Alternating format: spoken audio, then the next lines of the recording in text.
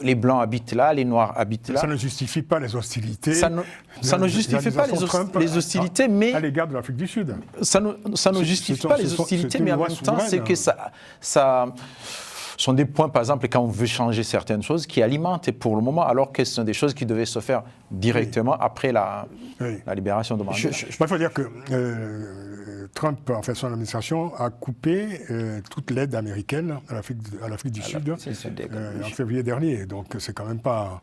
Comme plusieurs pays, notamment à travers l'USAID.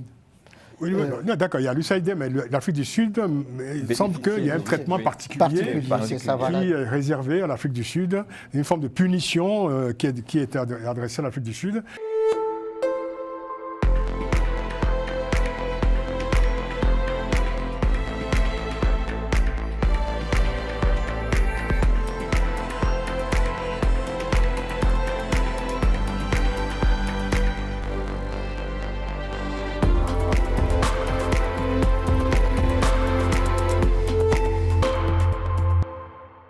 Autre sujet dans cette édition de Panel Hebdo, les tensions entre l'Afrique du Sud et les États-Unis.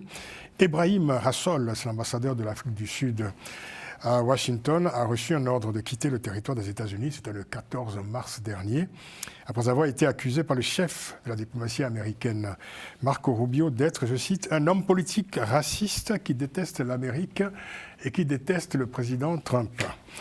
Alors l'expulsion de l'ambassadeur sud-africain a été décidée, il faut le rappeler, après que lui-même ait accusé Donald Trump de, je cite, mobiliser un suprémacisme contre le pouvoir en place en Afrique du Sud.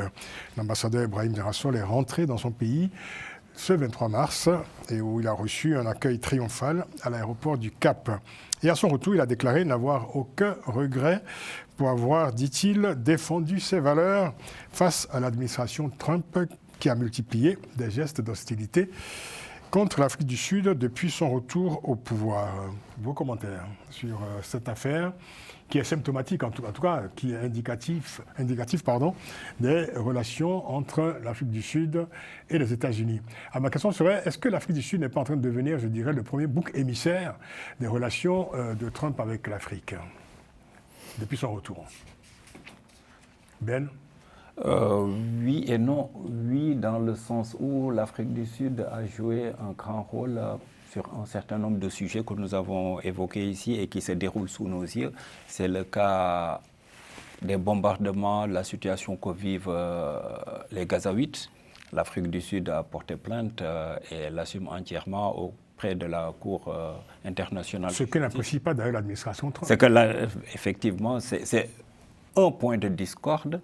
Il y a également l'autre aspect qui fait que l'administration trumpienne a accusé l'Afrique du Sud de martyriser, entre guillemets, ou bien de maltraiter une minorité blanche avec l'expropriation, ou bien la loi sur l'expropriation. Pour avoir instauré une loi sur l'expropriation et une mauvaise interprétation d'ailleurs. Une mauvaise interprétation, absolument. Et ce qui fait que bon, la situation s'est envenimée et surtout que sur le plan économique, les États-Unis constituent le deuxième partenaire économique. C'est le premier partenaire stratégique. Oui, le premier partenaire stratégique et le deuxième partenaire économique après la Chine. Tout à fait. Parce que, ne l'oublions pas, l'Afrique du Sud, comme beaucoup de pays africains, bénéficient des accords de l'AGOA qui fait que certains produits sud-africains sont vendus ou bien entrent aux États-Unis sans des droits de douane. C'est une situation un peu compliquée et la réaction... Est-ce que ce n'est pas au fond l'indépendance de l'Afrique du Sud sur le plan diplomatique qui agace l'administration Trump? Bon, il y a de ça, il y a justement cette indépendance, comme il a dit Ben, concernant par exemple le fait de traîner Israël dans les juridictions. Ça agace le pouvoir américain. Mais il faut se dire autre chose, c'est que Elon Musk, qui est un des hommes forts qui entoure le président, il est d'origine sud-africaine. Dis carrément l'homme fort. Non, ça je ne le dirai pas. Il est d'origine sud-africaine, il a eu une nationalité, déjà presque après l'université. Donc, il est assez influent, il regarde ce qui se passe en Afrique du Sud, par rapport à ces lois, à ce qu'ils veulent faire. Mais en même temps, moi, je dirais que les Sud-Africains, ce n'est pas pour dire qu'ils ne devaient pas ils ne devaient pas faire ces réformes, mais les Sud-Africains, surtout les pouvoirs, l'ANC, s'y est mise un peu tardivement, maladroitement, et bien avant. Oui, mais enfin, Il y a eu beaucoup de problèmes parce que ils ont laissé, même aujourd'hui, on se rend compte qu'il y a des villes, pratiquement, des villes blanches, où les gens, les Noirs n'ont pas droit d'y habiter. D'accord. Et non, ce sont des choses qu'on a laissées en sorte que, je dirais presque une sorte de... les Blancs habitent là, les Noirs habitent là. Ça ne justifie pas les hostilités. Ça ne justifie pas les hostilités, mais... À l'égard de l'Afrique du Sud. Ça ne justifie pas les hostilités, mais en même temps, c'est que ça sont des points, par exemple, quand on veut changer certaines choses, qui alimentent pour le moment, alors que ce sont des choses qui devaient se faire directement après la libération de Mandela. Il faut dire que Trump, en fait, son administration, a coupé toute l'aide américaine à l'Afrique du Sud en février dernier. Donc, c'est quand même pas... Comme plusieurs pays, et notamment à travers l'USAID. Oui, non, d'accord, il y a l'USAID, mais l'Afrique du Sud, il semble qu'il y a un traitement particulier qui est réservé à l'Afrique du Sud, une forme de punition qui est adressée à l'Afrique du Sud. Et peut-être que Elon Musk n'est pas pour... il y a pour quelque chose. Peut-être qu'il y a pour quelque chose. Oui, peut-être une sorte de revanche personnelle d'Elon Musk vis-à-vis de son pays. Pour beaucoup, mais moi je dirais qu'il y a trois choses, mais rappelées, qui font effectivement... La crispation de Trump vis-à-vis de l'Afrique du Sud, on l'a dit, l'indépendance de l'Afrique du Sud sur la question israélo-palestinienne, Gaza. 2, sur la question russe et le Sud global, comme on dit, les BRICS.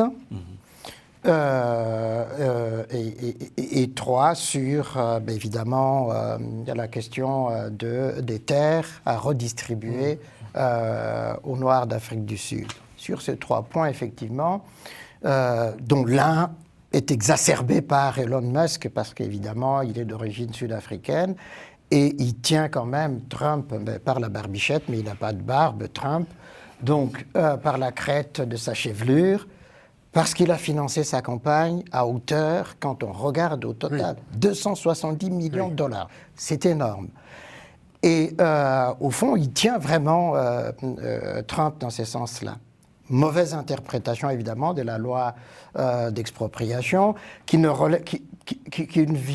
vient corriger simplement des errements de ce qui n'avait pas été fait avant. On a fait des politiques intérieures. Exactement. Alors qu'aux États-Unis, on a probablement les mêmes lois que celle-là. Donc il y a une mésinterprétation, mais Trump est en train de contenter son mentor, Elon Musk. Mais avec lui, on sait que ça dure 1 an et puis après... moi, je serais Musk, je me méfierais parce que tous ceux qui étaient dans la première administration de Trump, qui juraient par lui, il avait fini par les virer, l'un après l'autre. Un mot rapide. Pour moi, rapidement, je dirais que ça ne me surprend pas. Pour moi, Trump, c'est quelqu'un pour qui le droit international ne veut rien dire. Pour lui, c'est sa volonté, parce que le président des États-Unis, il estime qu'il est le pays le plus puissant du monde. Il est certainement une superpuissance, donc il peut dicter sa loi partout. Et si une loi ne lui plaît pas ici, il fait ce qu'il veut. Pour moi, c'est ça le malheur je pourrais dire, dans le profil de Trump, c'est cela. Pour lui, le droit international ne veut rien dire du tout.